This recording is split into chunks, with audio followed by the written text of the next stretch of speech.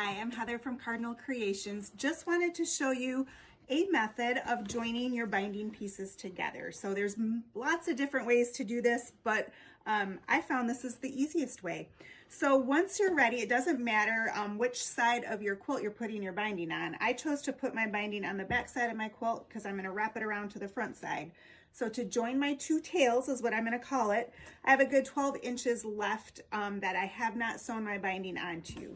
So I'm going to eyeball it. This is all about eyeballing and just giving it a good guess. I'm going to eyeball the center, and I'm going to take my left hand and lay my binding piece down and fold it back, roughly centered in my opening that I haven't stitched in. Then I'm going to take my right piece and lay that right over the top of my other piece of binding.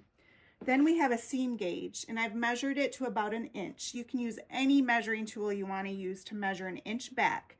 So what I like to do is I slide my seam gauge up to where I folded my fabric is over here. So I have my left piece of binding fabric is folded over.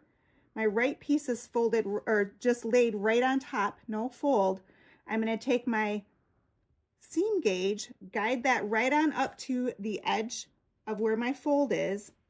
I like to fold it back, whether you fold it back or some people like to mark.